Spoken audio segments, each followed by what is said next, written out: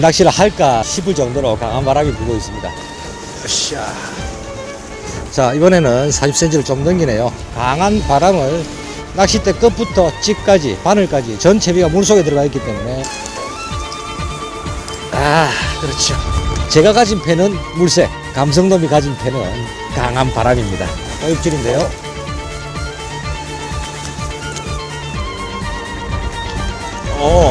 이건 좋은 샷입니다.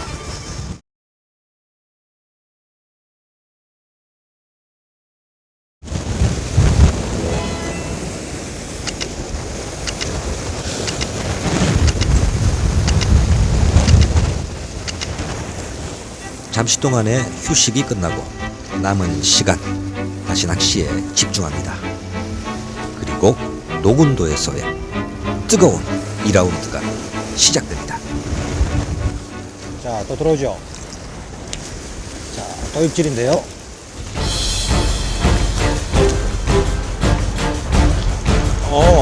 이건 좋은 샷입니다. 샷. 샷. 샤. 야, 이제 쓸만한 놈이 한 마리 불었어.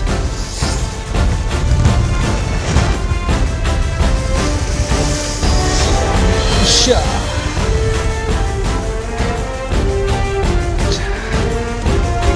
괜찮은 놈이죠.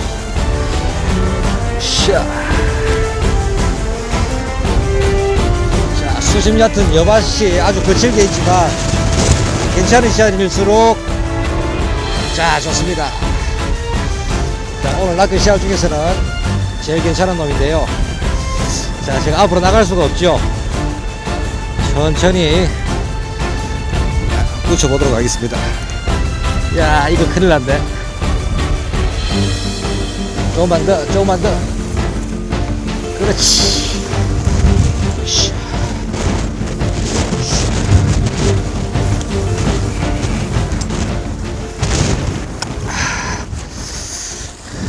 자, 45cm급을 조금 넘기는 감성돔이네요. 자, 기대를 갖게 합니다. 낚이는 시야마다 점점 더 씨알이 커지고 있죠. 해진적으로 가면서 5자에 가까운 감성돔의 입질을 한번 기대해 보겠습니다. 자, 약 45cm급 감성돔이네요. 낚이는 시야마다 점점 좀 씨알이 커지고 있죠. 해질녘으로 다가오니까 저도 조금 긴장감이 돕니다. 1.5줄을 쓰고 있었는데요. 목줄을 5자에 대비해서 한 단계 높이도록 하겠습니다. 4마리째 감성돔이 나왔습니다. 준수한 씨알의 감성돔이죠. 앞에서도 말씀드렸습니다만 강한 바람을 제외하면 모든 조건이 좋은 편이었습니다.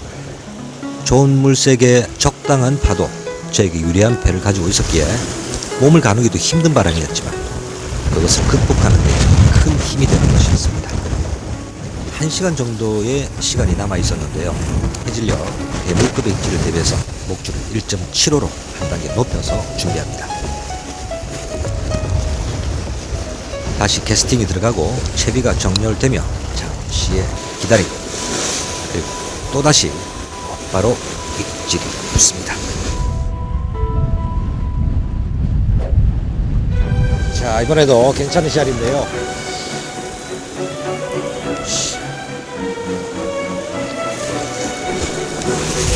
야, 여속으로 파고드네 이놈이.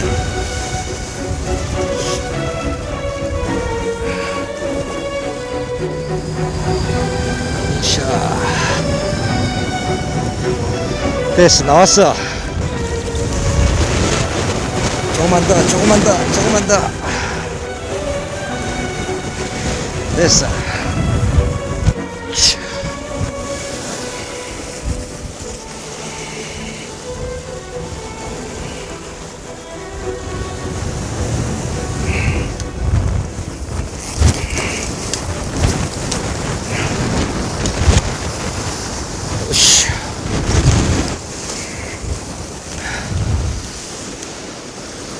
자, 조금 전 그놈이랑 비슷한 씨알이죠. 입질이 아주 좋습니다. 순식간에 가져가는 입질보다는 깜빡하면서 샥 들어가는 입질. 비슷한 장소에서 계속 입질되기 때문에 글쎄요, 조류가 가지 않는 상인데도 연속 입질을 받습니다. 곧바로 연결해서 마리수를 갈 수 있는 데까지 한번 가보겠습니다. 자, 자, 조금 더 좋은 씨알이네요. 5마리째입니다. 5마리째 감성돔이군요. 오로 갈수록 씨알도 좋아지고 있어서 더욱 대물급에 대한 기대감이 커지고 있었습니다. 해가 기울고 있죠. 오낚시는 해가 넘어가면서 급격하게 어두워집니다. 이때 제게 남은 시간은 약 40분 정도의 시간이었습니다. 물이 많이 들면서 낚시 자리를 확보하는 것도 점점 한계에 오고 있었습니다. 10분 남짓 터울이 있었을까요? 다시 한번 입질이 닿습니다.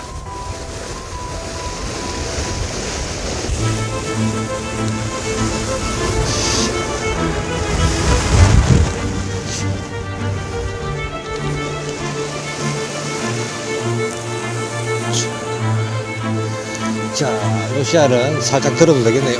우샤. 자, 한 25, 30cm 되는 감성돔이네요. 해질녘이 되면서 오히려 입질이 순간적으로 뜸해집니다. 강하게 한두 번 들어올 것 같았는데, 조류의 영향이 아닐까요? 거의 멈춰져 있는데, 자, 앞에 입질도 괜찮은 씨알이 2마리도 연속해서 물이 가지 않는 상황에서 입질을 받았죠. 한 번의 입질, 좋은 씨알의 감성돔을 기대해 봅니다. 점점 물칸이 비좁아지는군요. 다양한 씨알의 감성돔들이 입질을 합니다만 50cm 전후의 대물급 입질은 소식이 없었습니다. 햇바위 환경으로는 한 번쯤은 분명히 기회가 있을 거라는 확신이 있었는데요.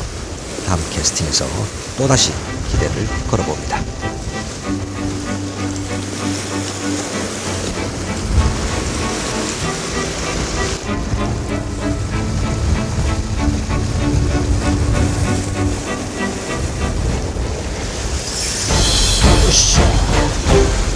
자, 이번에도 조금 괜찮은 씨알입니다. 으쌰.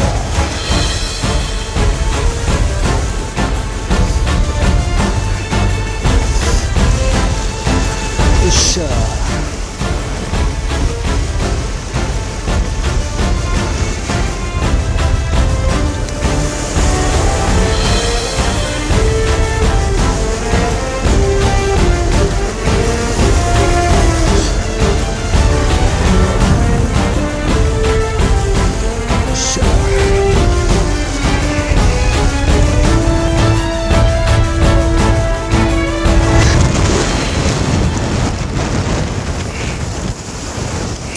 약 40에서 45cm급 감성돔이네요.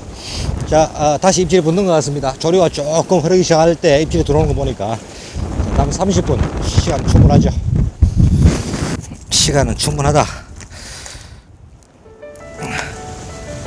7마리째인가요? 비교적 푸짐한 조항입니다. 사실 저 순간까지 2번 정도의 입질이 더 있었습니다만 릴링 도중에 바늘이 벗겨진 것까지 포함한다면 상당한 마리수가 나온 것이죠.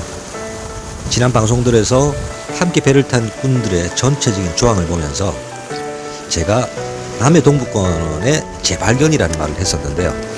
오늘도 역시 그 말을 실감하게 하는 조항을 보이고 있었습니다. 자, 여기서 낚시 이야기 한 가지 하고 갈까요? 낚시를 다니다 보면 누구에게나 많은 마리수의 감성돔을 낚게 되는 기회가 적당한 간격으로 한 번씩은 찾아오게 됩니다. 하지만 그런 기회의 환경을 맞이하게 되더라도 2-3마리 정도의 조항으로 마무리되는 경우가 허다합니다. 다시 말하면 2자릿수의 감성돔을 낚을 수 있는 포인트 환경에서 2-3마리의 조항으로 끝날 수 있다는 것이죠. 그 원인을 따져본다면 여러 가지의 경우의 수가 있겠지만 오늘은 많은 꾼들이 선입견으로 고정관념이 되어버린 중요한 한 가지의 수에 대해서 이야기를 풀어보겠습니다. 저는 오늘 하루 동안 낚시를 하면서 많은 캐스팅을 하고 많은 마리수의 감성돔을 낚게 되는데 단 한 번의 밑걸림만이 발생하였습니다. 그것도 첫 캐스팅에서 정확한 수심층을 알기 위해서 일부러 밑걸림을 만들었던 것이었죠. 바닥이 모래밭도 아니고 복잡한 여밭이었는데 밑걸림이 없었다는 것은 밑걸림이 생기지 않았다는 표현보다는 밑걸림을 만들지 않았다는 표현이 더 정확한 표현이겠군요. 우리는 감성돔 낚시를 하면서 너무 바닥층만을 집중해서 공략하는 습관이 있습니다. 낚시 당일의 환경이나 조건과는 상관없이 일단 감성돔은 바닥층에서 입질한다는 고정관념 때문인 것이죠. 물론 감성돔은 수면이나 중층으로 떠서 회유하는 어종은 아닙니다. 바닥층 굴곡을 따라서 이동 후에 동선을 잡는 어종이기는 합니다만, 하지만 여기서 바로 이 바닥층이라는 우리 꾼들의 개념은 차이가 많은 듯합니다. 우선 오늘의 낚시 상황을 보면서 이야기를 풀어보겠습니다. 저는 오늘 노군도 포인트에 내리면서 가이드로부터 대략적인 수심을 듣고 내렸습니다. 대략적인 수심층을 알고 내린다는 것은 수심 파악을 위한 두세 번의 캐스팅을 줄일 수 있기에 분명히 도움이 되죠. 가이드로부터 들은 정보는 약 4, 5m 정도의 여밭 포인트라는 것이죠. 낚시를 시작하면서 약 6m 수심에 맞춘 채비를 광범위하게 던져보니 정확하게 4에서 6m 정도의 비교적 바닥 편차가 있는 수심대였습니다. 바닥층은 말 그대로 바닥층이지 바닥은 아닙니다. 그림을 볼까요? 제가 생각하는 바닥층과 시청자 여러분이 생각하는 바닥층을 한번 비교해 보시기 바랍니다. 4에서 6m권이라고 했으니 평균값을 5m 수심으로 기준하겠습니다. 수심 5m에서의 바닥층은 어떤 공간일까요? 우선 제가 생각하는 수심층은 그림과 같이 상층, 중층, 하층으로 구분하여 바닥층이라고 한다면 그림의 하층에 속하는 공간입니다. 이 현장을 기준으로 한다면 바닥에서 약 1.7m 사이의 공간이 되겠죠.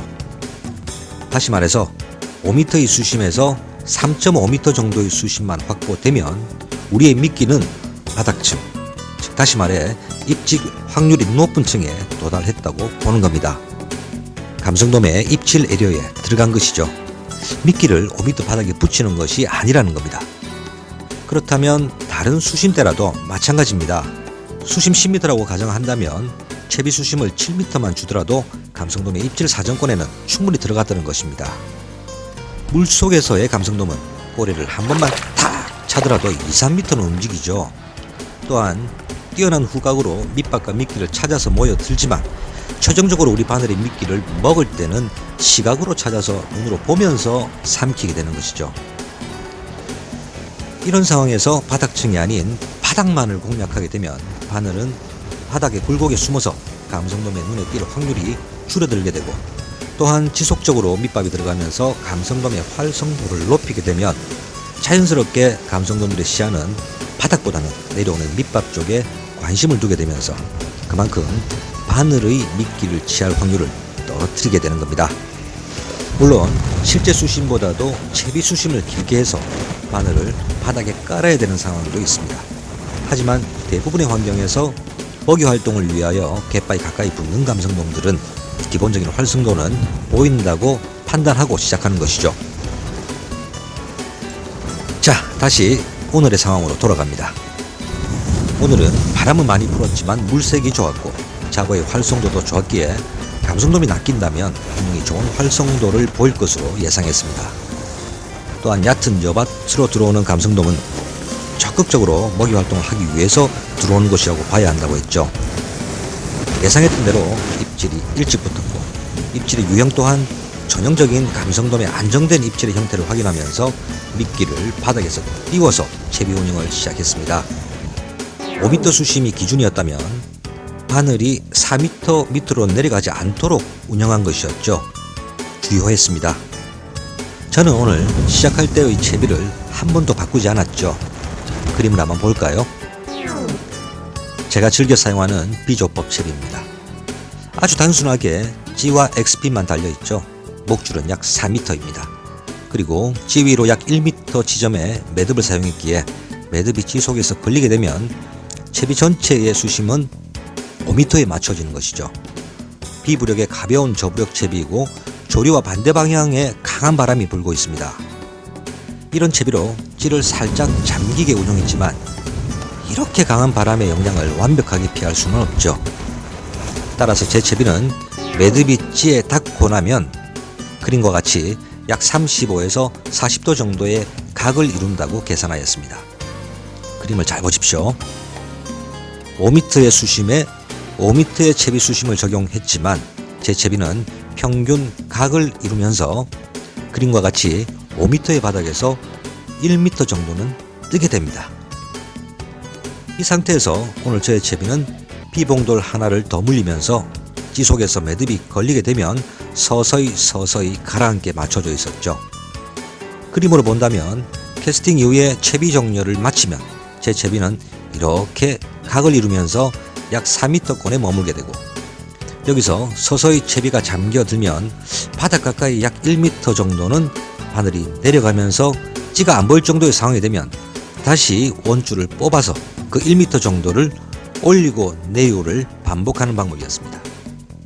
이렇게 되면 미끼가 바닥에 붙지 않고 가장 감성돔의 시야에 들어갈 확률이 높은 바닥층 전체를 매우 효과적으로 미끼가 움직이도록 하는 것이죠. 때문에 저는 오늘 매우 까다로운 수심 얕은 여밭에서 단 한 번의 밑걸림도 없이 많은 마리수의 감성돔 입질을 받을 수 있었다고 생각합니다. 자, 낚시를 하면서 계속해서 밑걸림이 생기는데도 변화없는 낚시를 해오진 않았는지 한 번쯤 생각해 보시기 바랍니다. 우리가 하는 리을지 낚시는 보이지 않는 물속을 대상으로 이루어지는 게임입니다. 낚시를 하면서 지속적으로 물속을 상상하는 이미지 트레이닝을 해야 하는 것이죠. 잘못된 이미지 트레이닝이라도 하지 않는 것보다는 훨씬 확률을 높입니다. 확률이란 결국 운에 의해 좁혀지는 것이니까요. 그리고 어김없이 감성돔의 입질은 이어집니다. 확률은 아직도 끝나지 않습니다.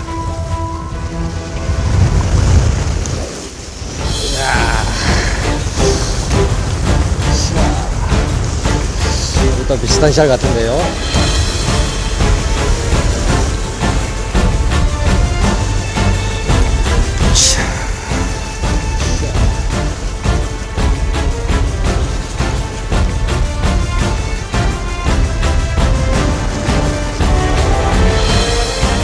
으쌰.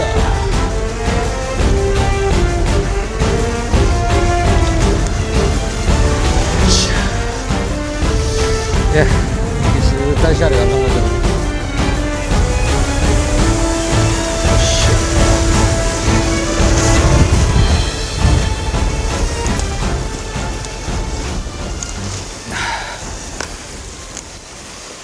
예상했던 대로 약 40cm 감성돔입니다.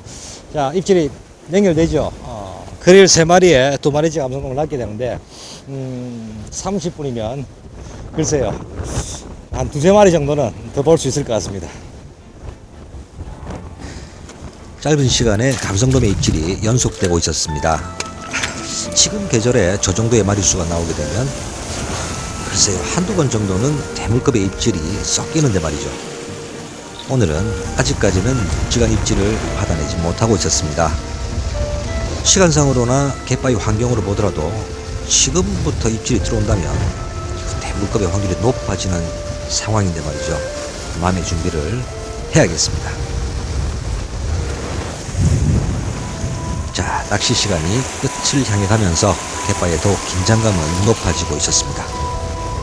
그리고 챔질 순간의 설레임은 계속해서 이어집니다.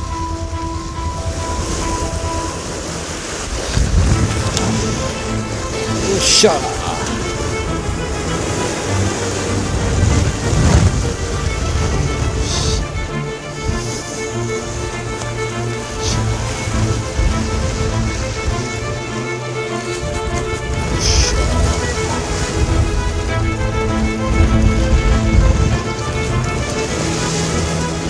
이건 뭐야? 으쌰. 참돔이 올라왔네요. 이쁜 놈. 시간이 얼마 안 남았습니다만 목줄을 세 줄로 한번 교체합니다. 여러 마리를 짧은 시간에 연달아 낚으면서 보이지 않는 손상들이 조금 있을 텐데요. 혹시 들어올지 모를 대물에 대비를 하는 겁니다. 자, 목줄도 계속, 바늘도 계속 3호 바늘을 썼었는데 미끼 그릴 상태가 별로 좋지 않네요. 4호 바늘로 바꿔서 야무지게 대물의 입질을 준비해 보도록 하겠습니다. 아마도 마지막 채비의 손질 같습니다. 한두 번의 캐스팅 기회밖에 없는 시간이었지만 깨끗한 목줄과 새 바늘로 교환해서 낚시를 시작할 때 마음을 유지합니다.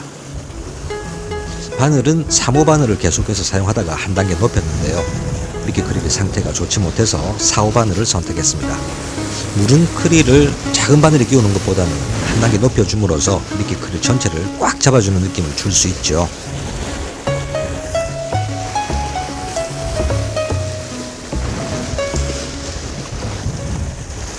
왔다. 자, 입질이죠.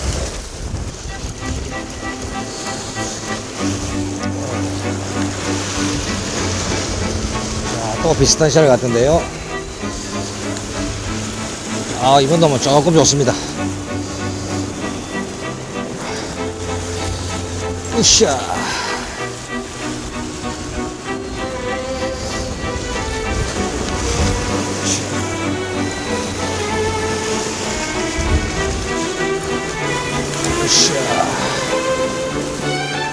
야, 그리 가면 안 돼. 그리 가면 안 돼. 그리 가면 안 돼. 그리 가면 안 돼.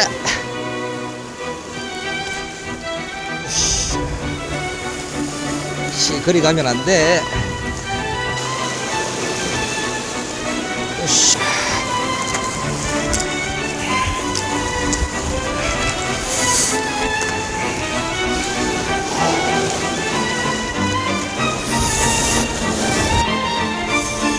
오늘 낚은 놈 중에서는 일단 제일 좋은 샷로 보입니다.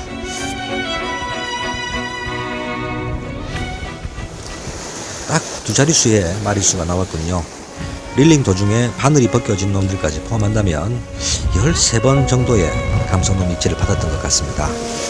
짧은 오후 한물대의 조항으로는 바람과 싸운 보람을 충분히 맛본 하루라고 생각합니다. 배가 올 때까지 낚시를 한다면 한두 마리 정도는 더 보탤 수도 있겠습니다만 주변 정리도 할 겸 낚싯대를 접기로 합니다.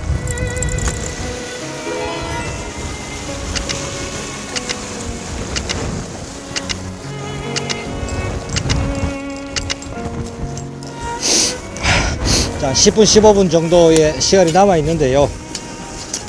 주변 정리도 좀 하고 마무리 하도록 하겠습니다. 자, 뭐 충분한 조가도 올렸고 아주 만족한 하루를 보냈습니다. 자, 어느 영화 제목에서 이런 말을 했죠. 바람은 계산하는 게 아니고 극복하는 것이다. 오늘 한겨울 동안 맞아야 될 바람을 온몸으로 극복했습니다. 그리고 저는 그만한 아주 만족할 만한 대가를 받았죠. 조류는 계산하여 확률을 좁혀나가는 것이고 바람은 채비 운용으로 극복해가면서 확률을 높여나가는 것입니다. 노군도에서의 짧은 시간 그리고 긴 이야기는 이렇게 저물어 갑니다.